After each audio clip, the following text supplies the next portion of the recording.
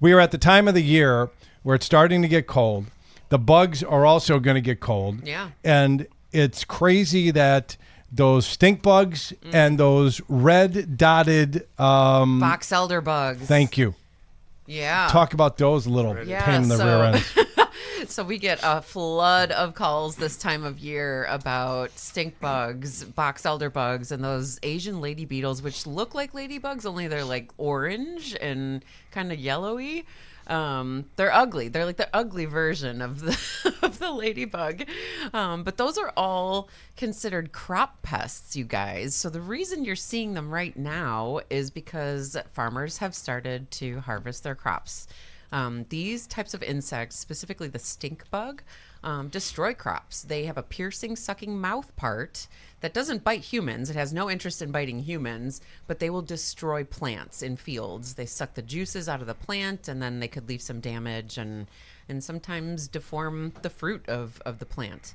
So as these harvesting sessions are happening on the farms nearby, all those things are displaced. They have nowhere to go, and they flock to the nearest buildings, which is your house that was built right next to farm fields. So this is the time of year that I tell people, get on our schedule, because if you have ever had this nightmare continue through the winter where you're seeing one pop up here, one there, you got some in the windows, where are they coming from? If you've ever dealt with that, the reason is because they had taken advantage of creeping into cracks and crevices on the outside of the house. So my in-laws lived in Long Grove, and there was, I think Baxter has got a patch of land out there where they grow crops, whatever, and they had stink bugs all the time, and it was worse at this time of the year than any other time.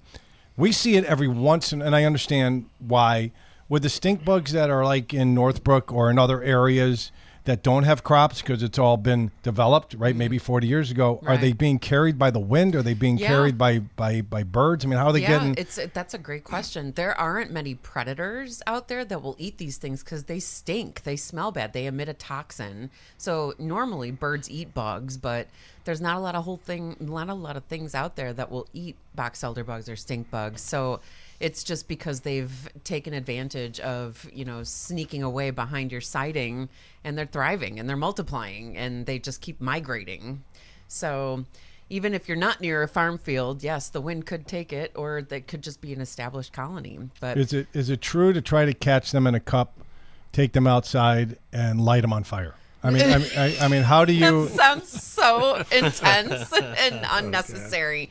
No, what we do right now is, if you get on our schedule, we'll come and do an assessment and see exactly, what's going on. Why are they interested in your house? We put an exterior barrier on the outside, and we'll also do some spot treatments around windows if you already have them inside.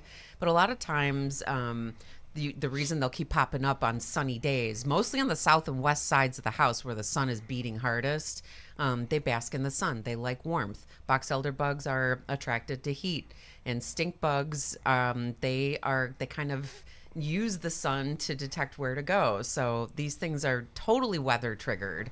But there is a way to minimize their populations and prevent them from crawling up underneath the siding and, taking up residency in your walls over the winter.